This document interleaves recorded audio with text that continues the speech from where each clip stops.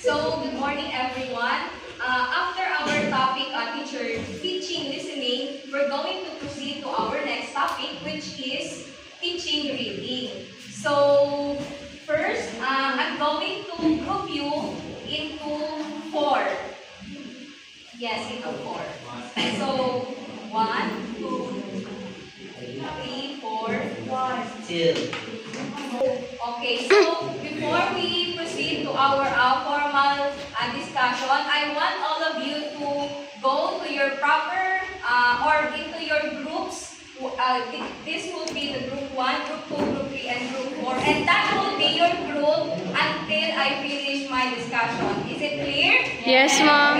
So you can now proceed to your groups.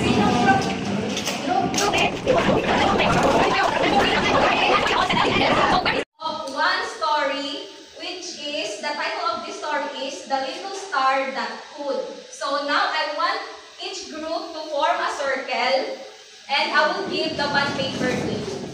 Okay. Now, with group 1, and group 4. So, I want, since our topic is all about teaching reading, you will be expected to read in my discussion. Is that clear? Yes. So I want all of you to cooperate in my discussion. So the first group will be the first who will read the story. The second will be the next, third, and until the last paragraph is for the fourth. And now I want all of you to listen carefully because I have a follow-up question for this activity, and you will be given a prize. Okay? And if those group who participated and have scored, because I will secretly get a score, iba rin yung prize as a group and iba rin ang prize as individual. So is that clear? Yes. Okay, very good. So I want all of you to do whatever you want. You can make notes, you can ask your groupmates or anything, but you cooperate with your classmates. So if I want one representative per group to read out loud the story given to you. Okay? Okay. Nakabili na kayo ng one representative? Yes, ma'am. Okay. So group 1, stand up. I mean, your representative wants to read. Read it out loud, okay? At the center, please. First the title. Everyone be quiet. So, that little star that could. So, once upon a time, in a sky very far away, there was a tiny star named Twinkle who was not as bright as the other stars. Every night, Twinkle looked at the other stars shining and wished to be as lucky as them. Twinkle became friends with the moon. When there's Twinkle's sadness, why so lonely? Asked the moon. I'm not as bright as the others, Twinkle replied. But your light is unique, said the moon, trying to cheer up Twinkle. So now we're going to proceed to the next group, which is the motivation of the story. The next night, Twinkle decided to try harder. He focused on all his energy to everyone's surprise. He shone a little brighter. I did it, exclaimed Twinkle. I knew you could, the moon said. Each night, Twinkle pushed a little more, and each time he shone brighter. He learned about patience and hard work, and soon, other stars began to notice. Wow, Twinkle! You're really sparkly, they said. Okay. Twinkle even discovered he could twinkle in different colors. Look, I can change colors. Twinkle was so proud of himself. The other stars were amazed. How do you do that? They wondered. It's simple, said Twinkle. I just keep trying new things and believe in myself. You can do it too if you just don't give up. The stars all tried, and soon the sky was filled with colorful, sparkling lights. Okay, this for the group 4. Twinkle never felt lonely again. He kept shining and trying new things, always remembering his friend and his words. And the night sky was more beautiful than ever, with Twinkle the brightest of them all. Did you find this activity? Have you learned something from the story that you have read? Yes. Or can you relate yourself into the story? So I want each group to present their own ideas or their lessons that they have learned in the story that your classmates have read. Okay, so from the group 1. What I have learned in this story is that every time that we are looking for someone, like we are so happy sa kanilang achievement in life, like nadi-discourage tayo sa ating mga ginawa sa buhay. But then some people will notice that we are capable of something, and then na-realize natin that we are more than enough about that. I learned from the story is that you should appreciate yourself because you, as a person, you have art and shining with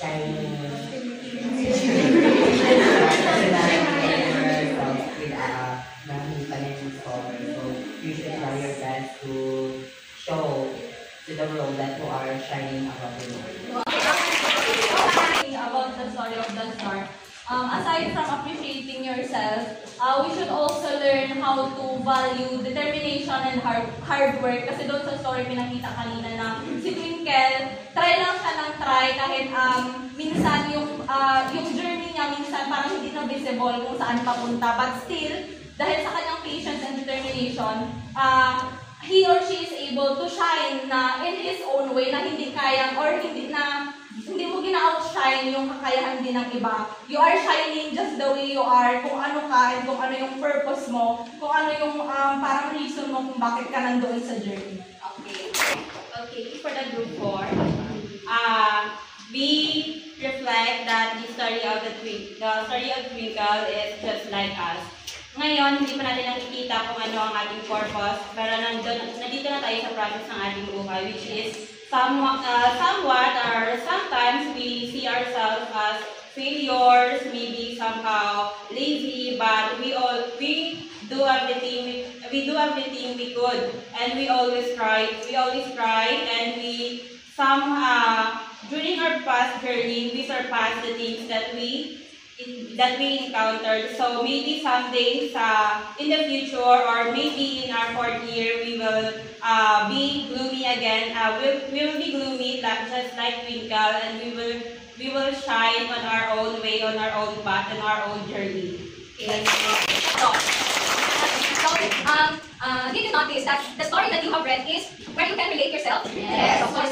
So when we read, for us to understand the story, we relate ourselves into the story itself. For us to easily understand it, diba? Pag nagbabasa tayo, sometimes we can relate the story to ourselves. Ganito din ako. Okay, so that is one of the purpose or reasons of reading. So now we're going to proceed to our proper discussion, which is teaching reading. So first, bullet reading. Reading is complex process of reconstructing meaning from text. So reconstructing meaning from text. So from the text or the story or the word itself, the meaning of each word is where we get the meaning of the story or the sentence itself. So when we read a story or yung binasa niyo yung story kanina, your brain works. Gumana ba yung utak niyo yung nagbasa kayo ng story? Yes, and then the information is going to your mind or to your brain. And then, diba, yung story is sinahati ko from group 1, group 2, group 3, and then group 4. But all of you, kahit magkakaiba yung nagbasa, nakuha ninyo yung clues and ideas from the story. Okay, so the clues together were from the words to understand the whole story. For you to understand the whole story, you combine all the ideas to the story that you have read. Okay, so now let's proceed to the next bullet. A cognitive process involving decoding symbols to derive meaning. So for you to have meaning sa story na ninyong binasa,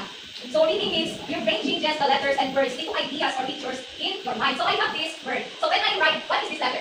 C. This letter? A. And this letter? E. So when you read this, what is this word? Cat. Okay, cat. When you read the word cat, what comes to your mind? Animal, correct? An animal. Another one, red. Okay, another one. Okay, company. Okay, next. Family, okay. Okay, when you read the word cat or from the letters C-A-T, diba nagkaroon agad kayo ng idea what is this word means? Okay, because you already know or nabasa nyo na ang word na ito, and then you have knowledge about this word, so you come up this idea of what is cat all about. Okay? Okay, next bullet. Reading is a visual process that starts with interpreting graphic symbols. So now I have this comic book. Okay. So the title of this comic is Attempt a Picnic. So who wants to be the octopus? Who wants to be the octopus?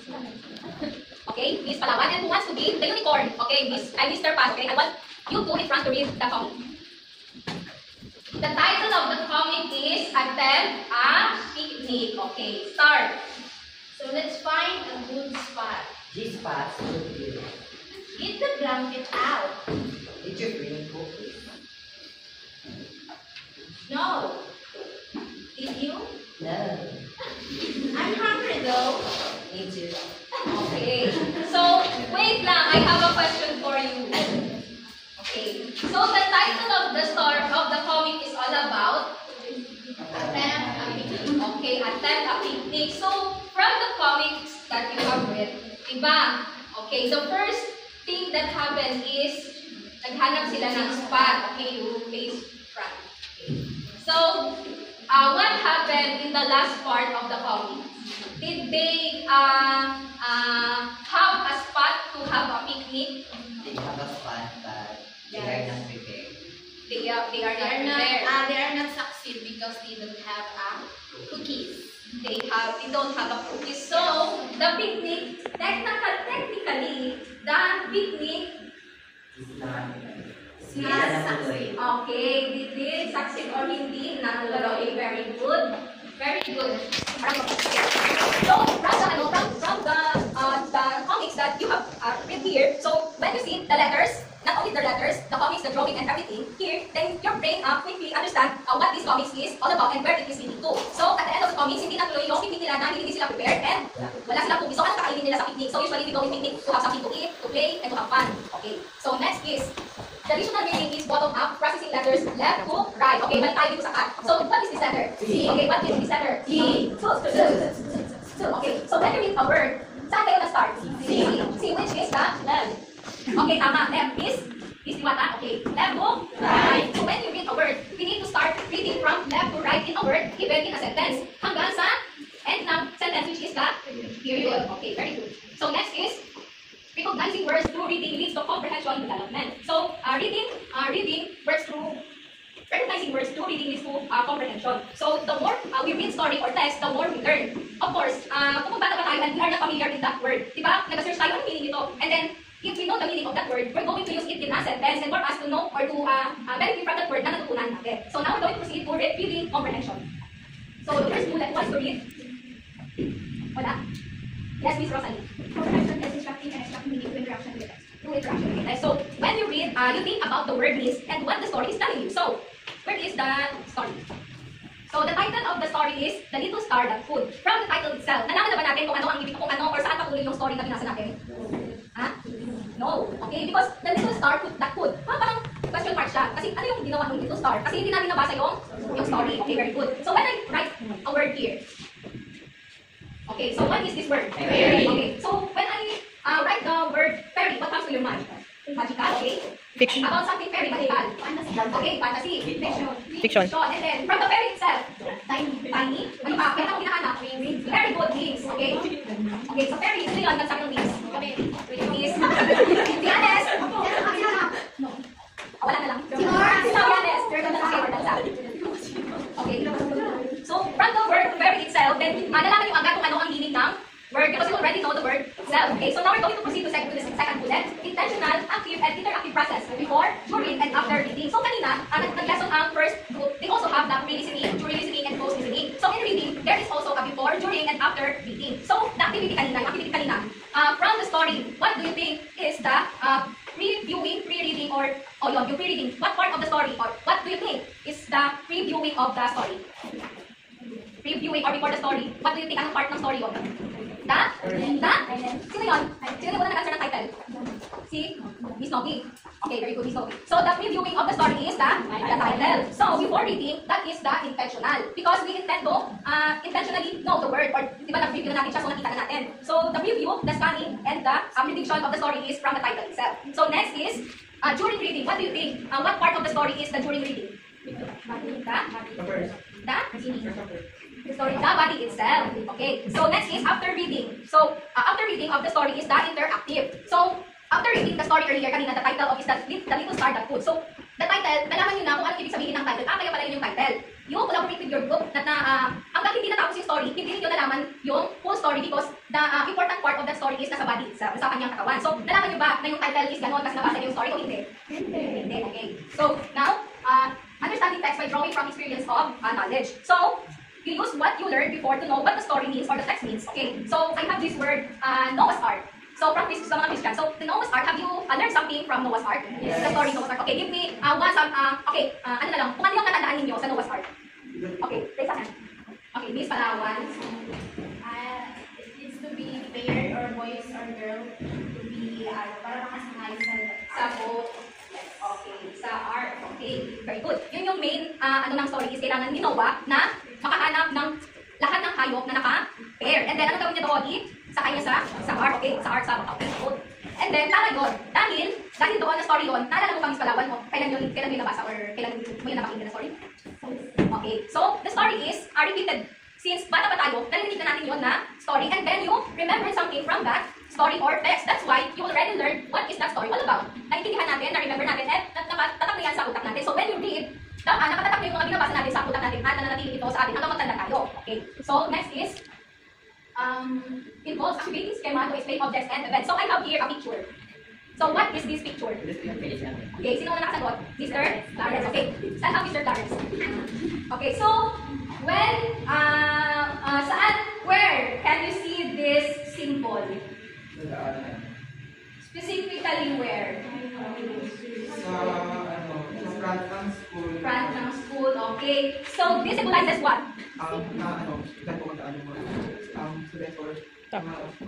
Okay, so this symbol is a school zone symbol. So, usually this symbol is nakalagay sa front ng school sa daanan.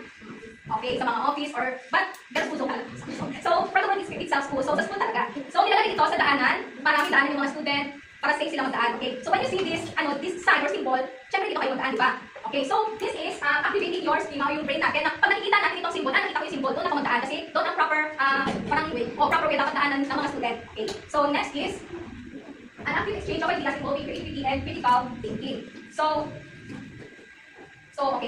from the story na nabasa natin, di ba nagtanong ako sa inyo kanina kung what did you learn from the story and then you shared your ideas about it, di ba? Okay, so we exchange information na natutunan ng group na ito, natutunan ng group 1, group 2, group 3, and then group 4. So from the story na nabasa ninyo ay nagkaroon kayo ng ideas or new information. Yung story ba na binasa ninyo ay nabasa niyo na dati?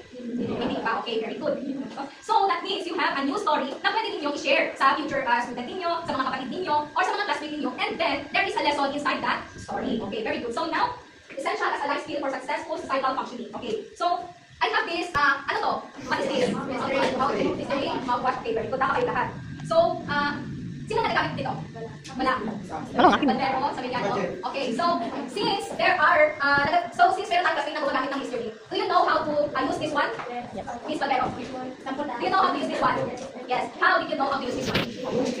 No, my question is, how did you know? Paano mo nalaman na yun yung dapat gawin? Because of the instructions, okay? So, when we drink medicine, paano natin nalalaman na 3 times a day yung ginainom natin? Aside sa na-prescribe ng doktor, di ba gina-prescribe ng doktor, sabihin na, okay, gagawin mo 3 times a day. Ano ba doon? Pagbasa na? Bisita. Okay, miss, okay?